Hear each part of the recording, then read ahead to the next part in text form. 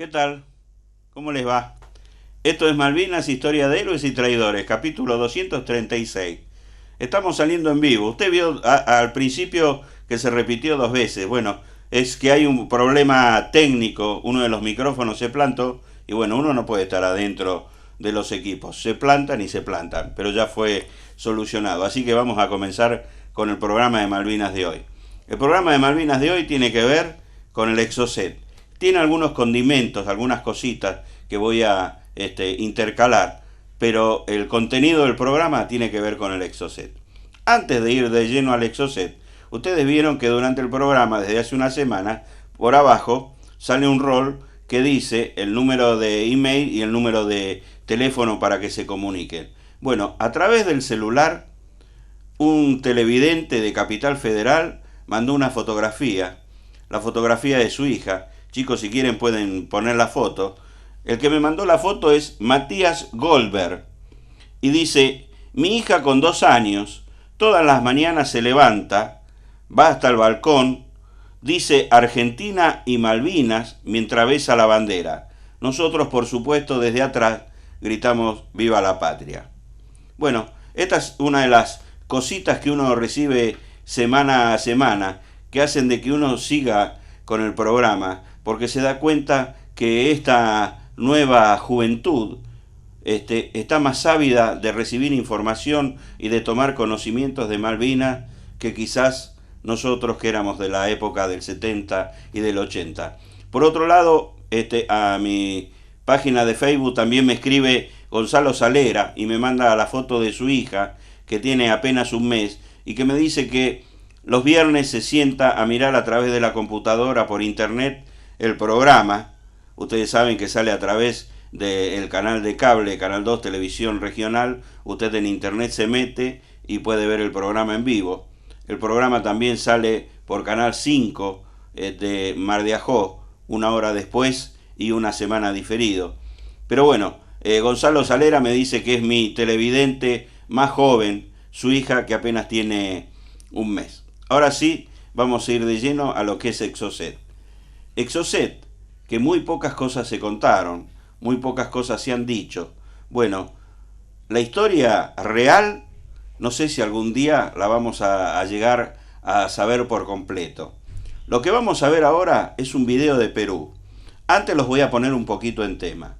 Argentina había comprado 15 Exocet a Francia. Estos misiles nunca se habían probado en una guerra. Y los misiles que Argentina le compró a Francia eran misiles aire-aire, aire-mar, es decir, que se disparaban desde un avión hacia un barco. De los 15, Argentina solamente recibió 5.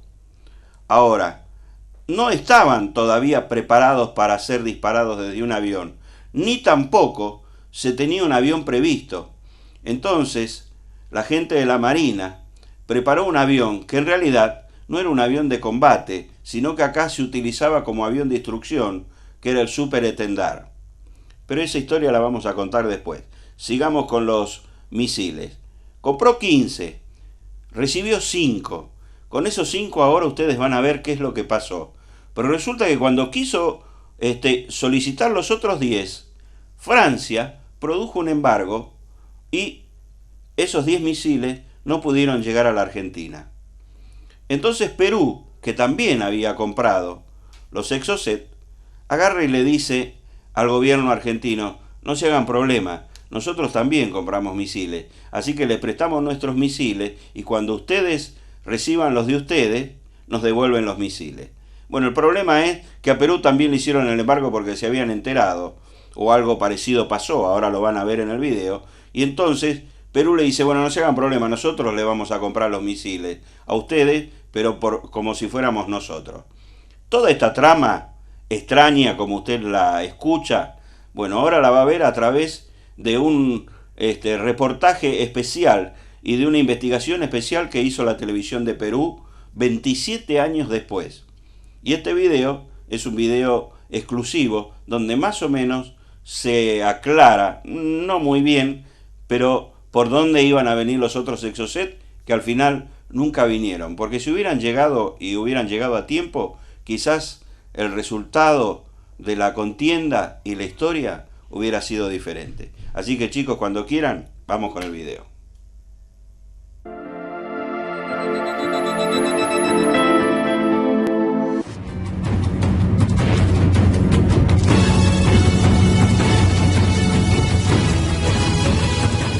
Hace 27 años Argentina se enfrentó a Inglaterra en la Guerra de las Malvinas y, como es usual, la comunidad internacional decretó un embargo que prohibía venderle armas a Argentina durante ese conflicto. En esa coyuntura, mediante una simulación, Perú ayudó a Argentina a comprar 12 misiles Exocet. Y por primera vez desde hace 27 años, los dos militares encargados de realizar esta triangulación decidieron dar la cara. El reportaje es de Carlos Castro.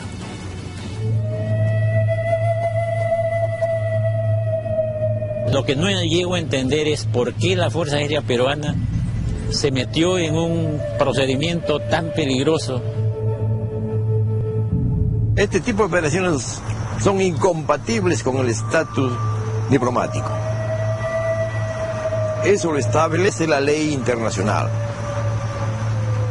Y justamente eso habíamos hecho. Después de 27 años de silencio, estos dos hombres han decidido por fin revelar todos los detalles de una operación militar clasificada como estrictamente secreta, una maniobra encubierta a través de la cual el Perú vendió clandestinamente armas a la Argentina durante la Guerra de las Malvinas. Esta es la historia no oficial, pero cierta, de esa ayuda militar, de la que tanto se habló en nuestro país y Argentina en su cruento enfrentamiento contra el Reino Unido. Hoy hablan sus propios protagonistas, por vez primera ante una cámara de televisión, y cuentan todos los reveses sufridos en una apasionante historia, con ribetes de escándalo que parece extraída de una película de espías. Yo era el agregado aéreo a nuestra embajada en Washington, D.C. Yo soy el mayor general en retiro, José Espinosa Salazar. El general José Espinosa era la máxima autoridad de la Fuerza Aérea del Perú en Washington en 1982, el año en el que se desató la Guerra de las Malvinas, un conflicto bélico al extremo sur del continente que enfrentó a Argentina con Inglaterra por la posesión de un archipiélago que los ingleses reclamaban como suyo desde 1833. Hasta hoy solo se conocía un lado de la participación peruana en esa guerra: la venta a precio de remate de 11 aviones Mirage y sus respectivos accesorios de combate. Pero en esta guerra también hubo otras operaciones secretas a favor de la nación argentina.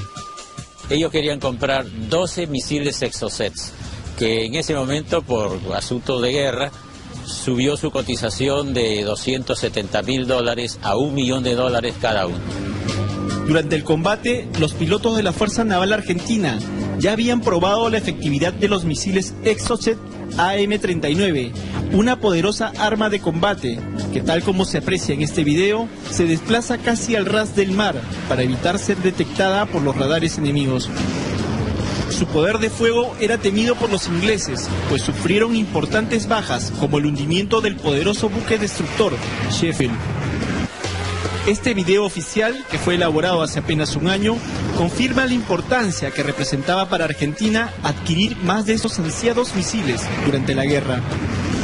El problema era que en ese momento se había decretado un embargo de armas y los argentinos no podían comprar directamente material de combate a ninguna potencia extranjera.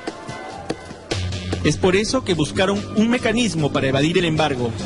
Los ojos se posaron en Perú, y más precisamente en el apoyo peruano en Washington. Oficiales argentinos en Estados Unidos pidieron una operación triangulada, es decir, que se comprara como si fuera para la Fuerza Aérea de nuestro país, para luego desviar el material hacia Argentina. Mostraron una gran cantidad de dólares.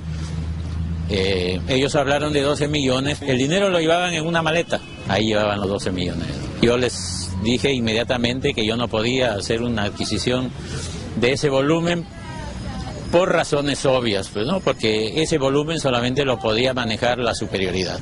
El general Espinosa preguntó a los oficiales argentinos si estaban dispuestos a viajar a Lima para tratar de obtener los permisos del alto mando de la FAB.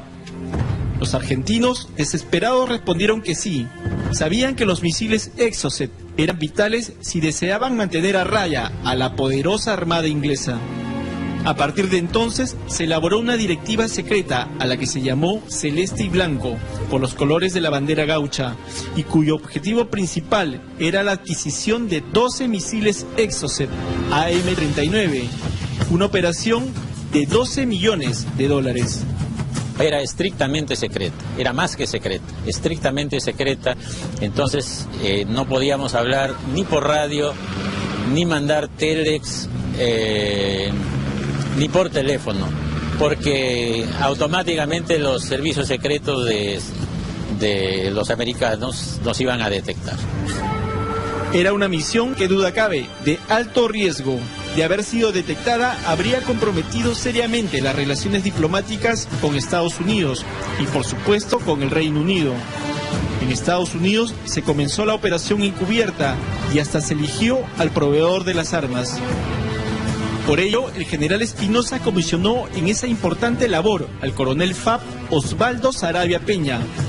Él era el indicado para transmitir al alto mando de la Fuerza Aérea el temerario requerimiento argentino. Saravia es un oficial destacado, fue espada de honor de su promoción y ocupó siempre el primer puesto en cada proceso de ascenso en la FAP. Ha sido comandante en unidades de combate y también de servicios. Además, tiene como segunda especialidad la de armamento aéreo. ¿Preparado para la entrevista? Sí, estamos listos para romper 27 años de silencio. Puesto al tanto de nuestro interés periodístico, Osvaldo Saravia nos concedió una entrevista en Washington y esta es su versión sobre el operativo secreto ejecutado hace 27 años. ¿Qué cosa le pidió su jefe, el general Espinosa, a usted, coronel? Que llevara un oficio en el cual se explicaba el concepto de la operación solicitada por los argentinos y se pedía la aprobación. Ese documento era dirigido al comandante general de la Fuerza Aérea, que en ese entonces era el general Boluarte. Y traté de entrevistarme con el general Boluarte, pero me difirió hacia el general Slatter, y de ahí el general Slatter me comunicó que ya todo estaba aprobado y autorizado y que debería presentarme a la Dirección de Economía para hacer el trámite de la carta de crédito. Esta es la carta de crédito de aquella operación militar clasificada como secreto de Estado. El documento, elaborado por el Banco de la Nación y fechado el 7 de junio de 1982, estipula que los $12 millones provenientes de Argentina salieron de la cuenta del Ministerio de Aeronáutica peruano a favor de Defensa Establishment, la empresa vendedora de los misiles, y cuyo domicilio estaba ubicado nada menos que en Liechtenstein, un pequeño país europeo conocido como un paraíso fiscal. Esta carta revela además detalles sumamente importantes sobre la forma en que se disfrazó desde el principio la compra de los misiles. ¿La carta de crédito consignaba de que se trataba de la compra de 12 misiles Exocet? No se podía poner esa información en una carta de crédito. ¿Y qué se estaba comprando supuestamente entonces? Otros materiales, como eran unos 24 equipos de abastecimiento de combustible. Otro aspecto curioso es que uno de los requerimientos establecía el desembolso de $9.600.000, es decir, el 80% del total, una vez que el representante de la FAP firmara el documento de inspección y recepción del material en Francia. El resto, según el documento, se cancelaría una vez que los misiles llegaran a Lima. Con la aprobación de las autoridades civiles y militares de la época, el coronel Osvaldo Saravia partió ese mismo 7 de junio a Francia para reunirse con los oficiales argentinos comisionados para la operación. En Francia, el plan de trabajo con los argentinos se concentró en 2 puntos. El primero, la inspección de los misiles, y luego el transporte del armamento hasta Lima. El embarcar por vía comercial misiles bajo embargo sería algo imposible. Tenía que hacerse en una operación especial, para lo cual los mismos argentinos pensaron hacer traer sus propios aviones de transporte, su propio personal, su propia gente, para hacer una operación especial de transporte de material de guerra subrepticio, de forma ilegal y en forma que absolutamente secreta. Después de algunos días, los argentinos le dijeron a Saravia que no se preocupara por esa parte de la misión y que más bien los apoyara con la inspección de los misiles. Fue toda una operación tipo James Bond, todos camuflados, todos asustados. Los argentinos no querían dar cara. Por último dijeron de que ellos no podían participar por orden superior. No pudieron conseguir los pasaportes que se requería para que puedan ingresar al lugar donde estaban los misiles. ¿Qué pasaportes eran esos? Tenían que ser pasaportes peruanos. Los militares argentinos iban a hacerse pasar por ciudadanos peruanos con la finalidad de estar seguros de lo que estaban comprando. Y como no podían aparecer con su nacionalidad original por el embargo impuesto, decidieron suplantar nombres y países de origen. Pero algo falló en el camino. Me dijeron, no podemos asistir, así que vas a tener que ir solo. Saravia tenía motivos para estar nervioso. Después de pensar 100 veces, aceptó ir solo a la inspección, pues era la parte final de su labor secreta y considera aún hoy que de esa operación dependía el éxito de la guerra. El contacto con los proveedores parecía una escena arrancada de una película sobre la mafia. Me citaron en un punto de París, la portada de Bugdad, que es una de los puntos muy conocidos en París. Yo estaba en la calle, esperando que pasen ellos y aparecieron. Ahí es donde me dijeron que me pusiera mi venda y partimos. Yo supongo que era hacia el sur, porque simplemente era en la tarde y tenía el sol a la derecha. Después de aproximadamente 3 horas de recorrido, llegaron a los almacenes donde se encontraban los ambicionados misiles Exocet. Entonces, la tensión entró en escena. Los franceses se negaron rotundamente a hacer prueba alguna. Eso iba a tomar demasiado tiempo, le dijeron, pues se tenía que hacer con varios técnicos. Saravia estaba solo y, para colmo, los franceses no confiaban en que el oficial peruano pudiera manejar dichos bancos de prueba. Decidieron limitarse a ejecutar el trámite burocrático. Observar los misiles, contarlos y punto. Firmé el documento y se lo entregué al proveedor. La operación se tornaba cada vez más complicada para el agente peruano. Tras la inspección, Defense Establishment, la empresa vendedora de los misiles, cambió las reglas de juego y exigió el pago del 20% restante, no cuando los misiles llegaran a Lima, sino al momento mismo del embarque. Saravia, quien asegura que el dinero iba a ser transferido de banco a banco, había cumplido con su misión específica y dejó el resto a los argentinos, que aún encubiertos se encontraban en Francia. Ya comuniqué yo aquí a Washington que la misión estaba cumplida y recibí órdenes de regresarme inmediatamente. Una vez culminada su labor en Francia, el coronel Osvaldo Saravia retornó a Washington. Aquí le dio un informe pormenorizado a su jefe, en ese entonces el general José Espinosa. Ambos pensaron que la historia había culminado, de que la operación se había realizado con éxito. Sin embargo, para ambos, la historia cambiaría. En la segunda parte de este reportaje, el desenlace de esta maniobra militar y la suerte que corrieron a partir de entonces los oficiales peruanos que se jugaron el pellejo en ella.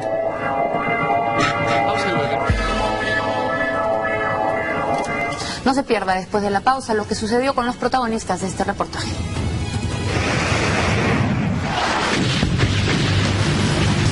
Una compra triangulada de misiles para Argentina durante la Guerra de las Malvinas, a través del gobierno peruano.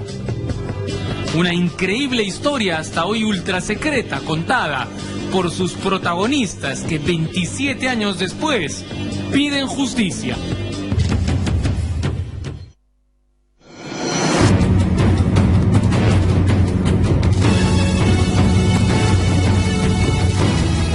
Parte del reportaje de Graciela Villasís, veamos qué pasó con las 2 personas que intervinieron en la fallida compra de Exocet a favor de la Argentina. El reportaje de Carlos Castro, vemos la segunda parte. Carlos Castro. A los pocos días recibí un telefonema por el que me decían a mí de que qué había pasado con los misiles.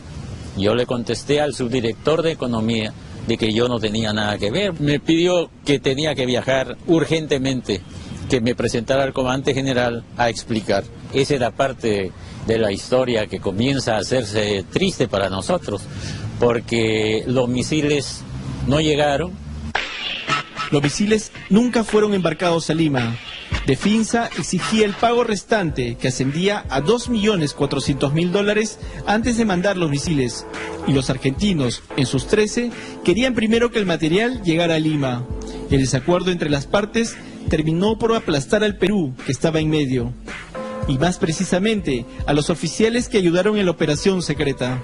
Lo lamentable de esto es que la superioridad en Lima nos echó la culpa tanto a Saravia como a quien en este momento les está hablando, de que nosotros éramos los responsables de la estafa. Era una estafa a ojos vistas porque los misiles nunca se embarcaron. Para entonces, Argentina ya se había rendido ante el poderío inglés y contando más de 700 muertos en sus filas. Las Malvinas volvían a estar bajo el mando británico. El interés por los Exocet obviamente se diluyó. Con este documento se devolvió a Argentina la parte del dinero que no fue invertido y que era materia de controversia. Tras la frustrada operación, vinieron las tristes secuelas para los peruanos. El general José Espinosa y el coronel Osvaldo Saravia pasaron al retiro ese mismo año. Pasaron unos cuantos meses y yo recibo una llamada por la cual me ordenaban de que le comunicara a Saravia que su pase al retiro había quedado sin efecto, lo cual es inconstitucional, por no llamarlo abusivo. De pronto, después de 30 años de servicio, Saravia pasaba de ser un oficial de confianza, a quien encomendaban misiones secretas, a ser prácticamente un apestado, de quien empezaba a decirse que se había quedado con el dinero de la operación fallida. Por eso decidió establecerse en Washington y no regresar.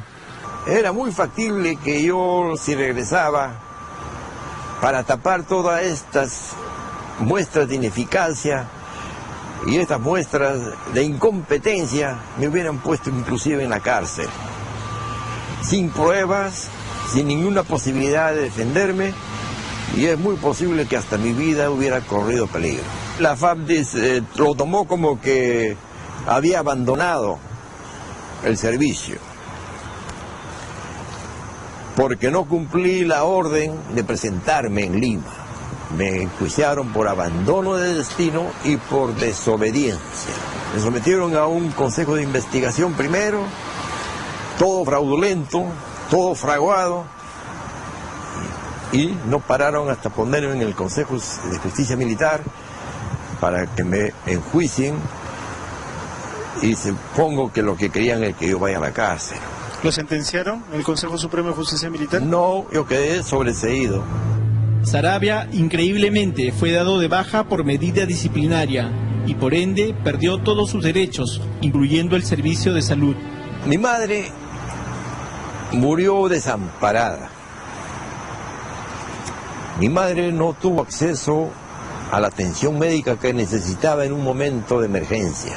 Esa atención médica fue negada por la Fuerza Aérea, por el hospital de la Fuerza Aérea, simplemente porque yo no tenía derecho, había perdido mis derechos. No se le niega la atención médica ni a un delincuente.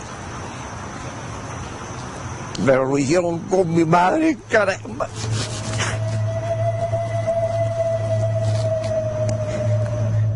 Pero Washington no resultó nada beneficioso para Saravia. El ex espada de honor de la FAP terminó por trabajar en un grifo, podando árboles y limpiando jardines. Hace unos años inició un proceso judicial en el Perú para reclamar por lo que considera una injusticia y una deshonra militar, su pase al retiro por medida disciplinaria. La respuesta en los tribunales, sin embargo, fue que el caso ya había prescrito y que no había nada que reclamar. Estos hechos que afectan los derechos humanos, como es la dignidad, la honorabilidad de las personas, no prescriben.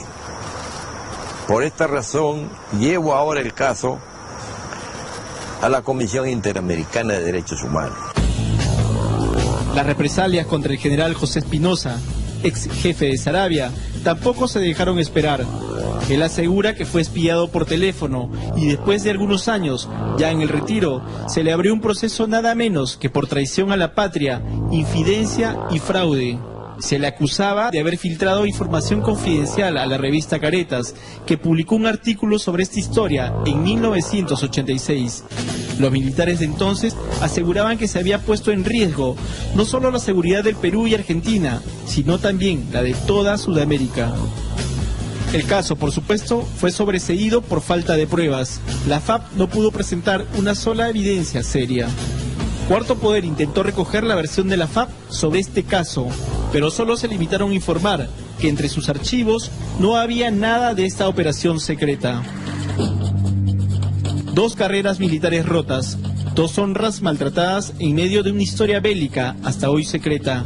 La participación peruana en las Malvinas parecía un hito contado solo dentro de los círculos militares, pero hoy, gracias a estos 2 reveladores testimonios, sabemos una verdad innegable.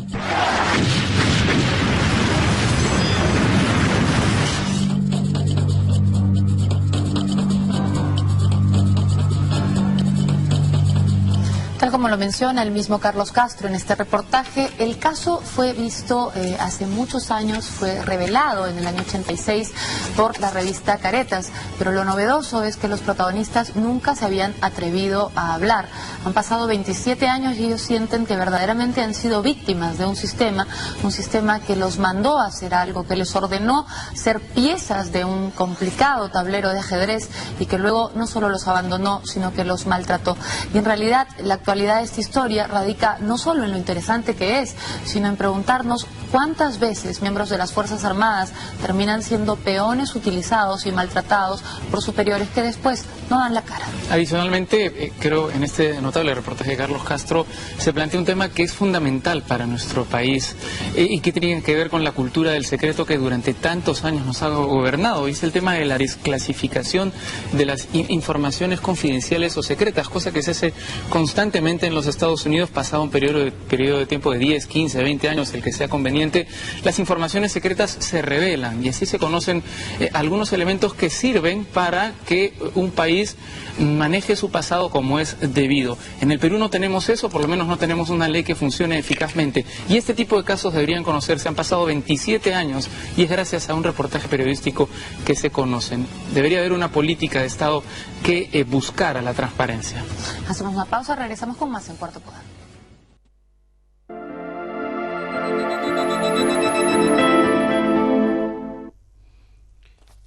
No voy a emitir ningún comentario, hay muchísimas cosas raras. Sí, la información que recién salió a la luz 27 años después.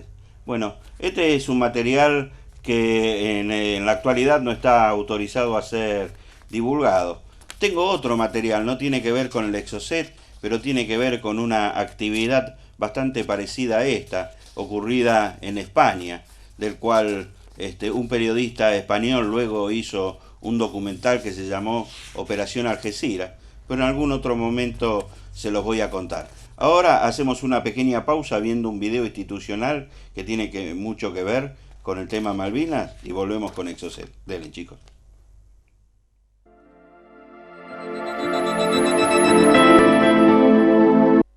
Imagínate a tu país, Argentina, con plena independencia energética, autónomo en su abastecimiento limpio de minerales indispensables para la industria y liderando la investigación biotecnológica en los fondos oceánicos. ¿Sabías que el mar argentino es un gran reservorio de recursos estratégicos? En el fondo del mar hay varias veces más minerales que en nuestra cordillera, además de gas y petróleo para varias generaciones y una incalculable riqueza en genética y biodiversidad. Malvinas es más que una herida del pasado, es una promesa para la prosperidad futura de todos los argentinos y sudamericanos. Queremos llegar a la Secretaría General de Naciones Unidas con 1 millón de firmas. Yo le pongo la firma. Yo le pongo la firma. Yo le pongo la firma. Yo le pongo la firma. Yo le pongo la firma. Yo le pongo la firma. Yo le pongo la firma. Yo le pongo la firma. Yo le pongo la firma. Acompañanos. Acompañanos. Acompañanos. Acompañanos. Entra en www.pueblospormalvinas.org y ponele la firma.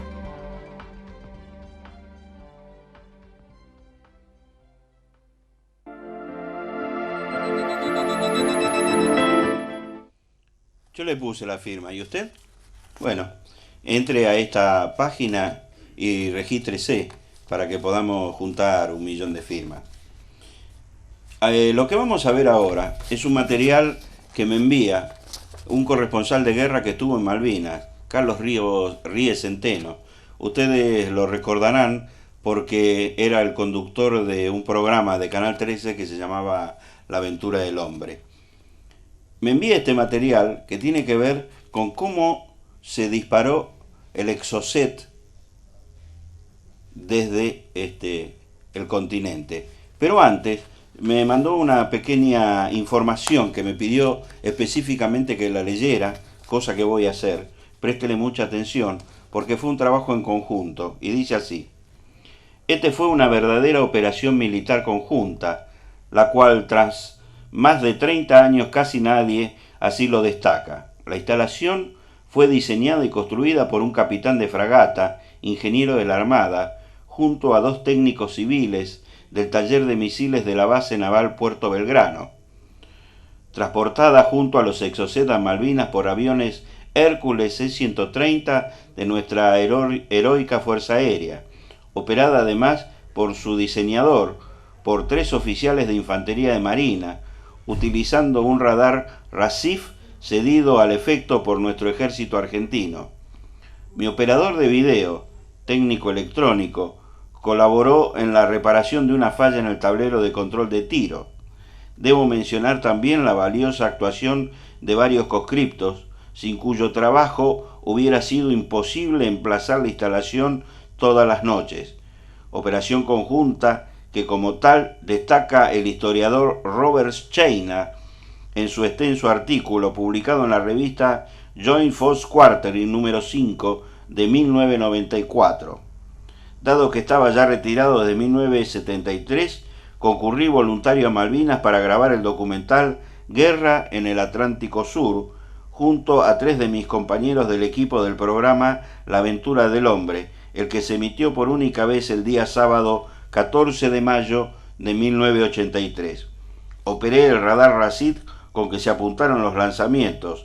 Fuimos objeto de fallidas misiones comandadas por el capitán de la Royal Marine Tris Baxter, integrada por efectivos de la SBS y el SAS, la cual, como la mayoría de sus misiones, fracasaron. Creo con este comentario hacer honor a la verdad histórica. Y lo firma Carlos Ríes Centeno, veterano de guerra. Así que lo que ustedes vieron, lo que ustedes van a ver ahora, solamente se dio a difusión el 14 de mayo de 1983 y hoy lo voy a compartir con ustedes. Denle, chicos, cuando quieran.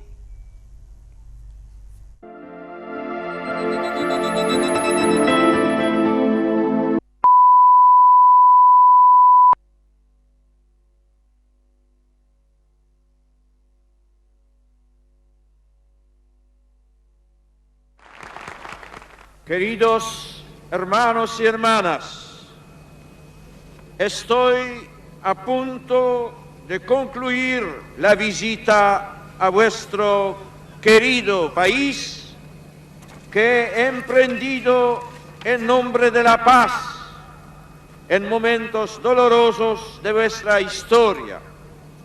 Pido a Dios que se traduzca en realidad operante la profunda convicción de que es necesario poner todos los medios posibles para lograr una paz justa, honrosa y duradera.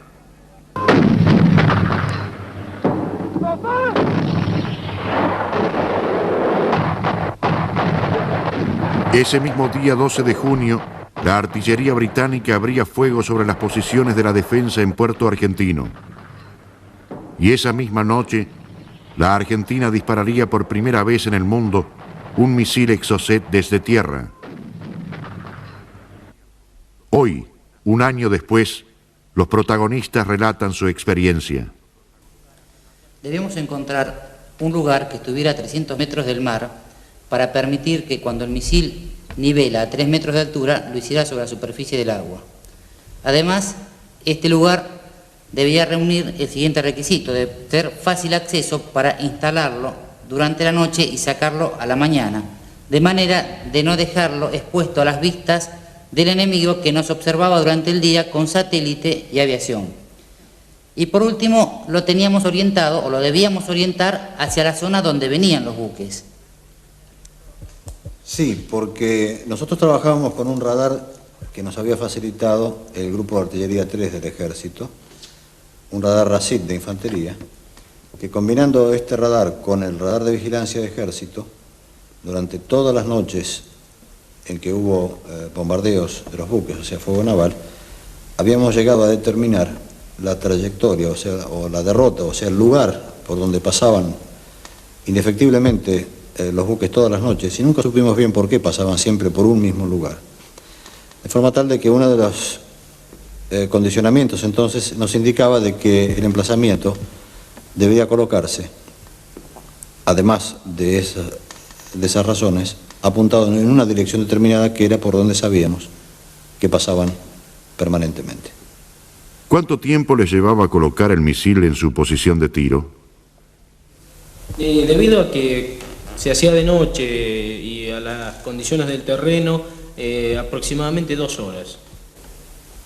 ¿Durante cuánto tiempo tuvieron que montar y desmontar la instalación? Y lo hicimos desde que llegó el equipo, aproximadamente durante 20 días. ¿Puede describirnos ahora cómo fue la noche del lanzamiento?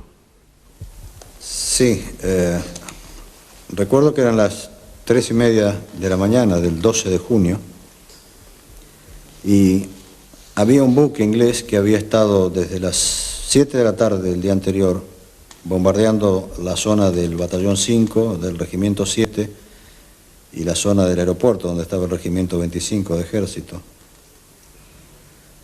Y ese buque comenzó a alejarse de la zona luego de terminar de bombardear y entró en el alcance de nuestro radar a los 28.000, 29.000 metros. Y nuestro radar solamente alcanzaba hasta 30.000 metros, de forma tal de que había realmente muy poco tiempo para que ellos pudieran introducir los datos y hacer el tiro, pero no obstante, logramos hacerlo.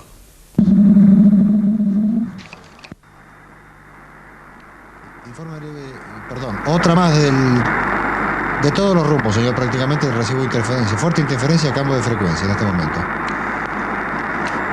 De todos los rumbos, señor, pasé a frecuencia 9. Repito, actualizo. Rumbo 3580, distancia 29960.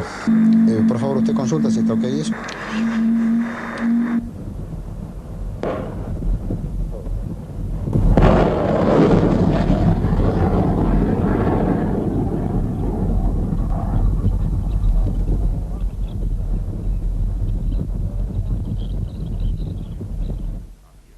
Un buque inglés había sido alcanzado. La cámara lenta revive aquel momento. En la imagen detenida se distingue el lanzador del misil y el vehículo donde opera el radar.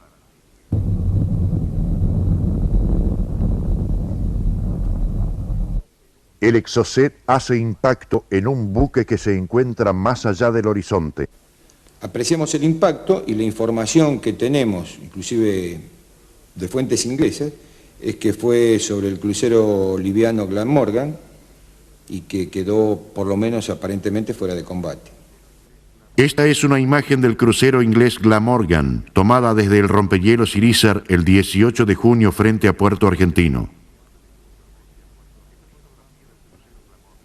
Esta fotografía del crucero Glamorgan muestra parte de sus daños ya reparados producidos por el impacto del misil.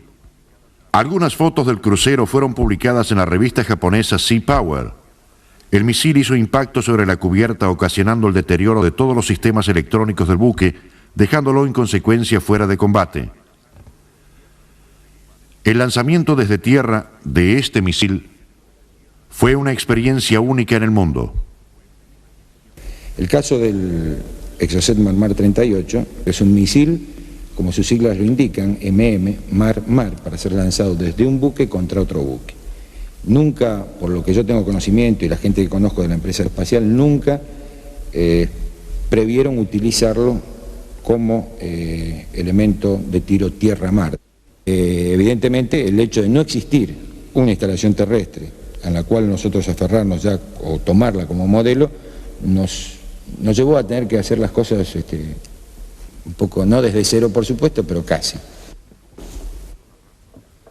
¿Cómo se construyó la rampa de lanzamiento?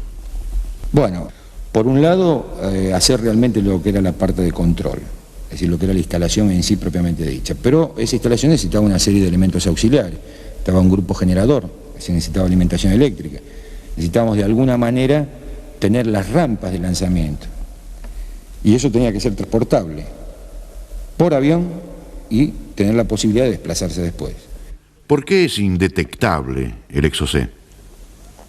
La trayectoria del Exocet tiene fundamentalmente dos etapas. Una primera etapa donde a través de una plataforma inercial, digamos es el término técnico, lo único que hace es sigue una trayectoria en la cual no recibe ninguna información externa y al no recibir informaciones externas ni hacer mediciones externas, él hace imposible el interferirlo, es decir, que el enemigo mediante algún medio pueda engañarlo para que el misil se desvíe de su trayectoria. Esa es la primera fase, y esa fase termina en el momento que enciende su autodirector, que como le digo, nosotros ya lo teníamos fijado para que ello ocurriera 12 kilómetros antes del blanco. Esa segunda fase, entonces, repito, se inicia con la búsqueda del autodirector, el cual busca en un sector, detecta el blanco, y a partir de ese momento esa información la transfiere al interior del misil, donde permanece almacenada en memoria para seguir su trayectoria ahora dirigida a ese blanco que detectó.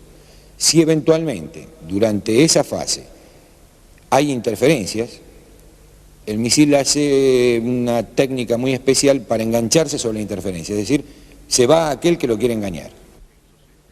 Este es un misil Exocet MM-38. La parte delantera es el autodirector. Lo sigue la sección electrónica y elaboradora de órdenes de guiado, donde están el radioaltímetro y el radar. A partir de la marca negra-amarilla está la carga explosiva o cabeza de combate. A continuación, las alas estabilizadoras montadas sobre el sector del motor. Finalmente, en la parte posterior, los alerones de control que sirven para dirigir la trayectoria del misil. Uno tiene el concepto general es pensar que cuando uno tira un misil contra un buque es para hundirlo. En realidad la guerra moderna no implica siempre hundir el buque. Y específicamente en el caso del Exocet, su objetivo no es hundir el buque. En un buque moderno, que está plagado de sensores electrónicos y todos equipos de ese tipo, son buques que en cierta manera son delicados frente a un impacto sobre eso. El objetivo del Exocet es dejar fuera de combate al buque. Es decir, no pretende hundirlo. Lo que lo hunda es una consecuencia secundaria. Pero realmente un impacto de Exocet, el objetivo que busca es dejarlo inoperativo, porque queda cegado.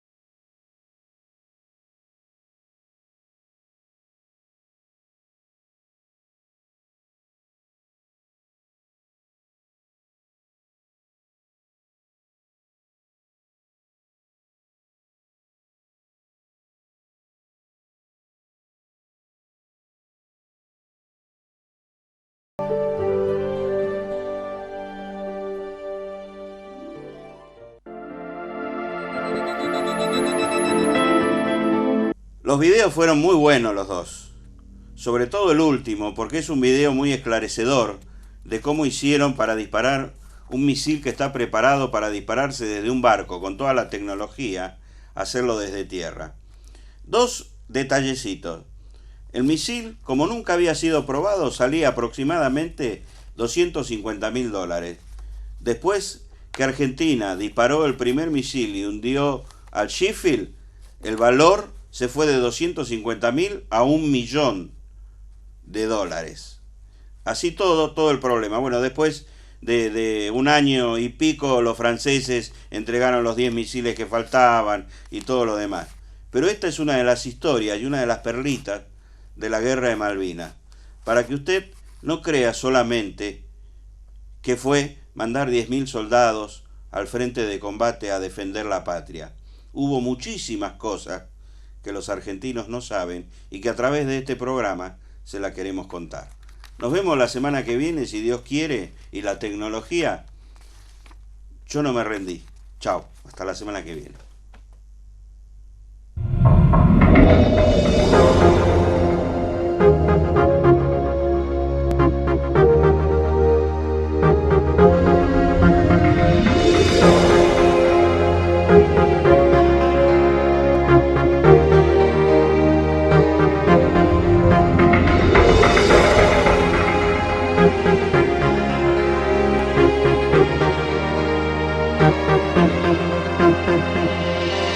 Medalla en el pecho, clavada en el corazón, y una visión de Dios, de celeste y blanco, navegando entre los mares, en las noches tres fantasmas que muerden el pabellón, en las aguas bajo el frío duerme. ¿Quién guardará tu plegaria del viento? ¿Quién borrará nuestras lágrimas del mar? Siento al dormir tus muletas en llamas y en sueños volverás a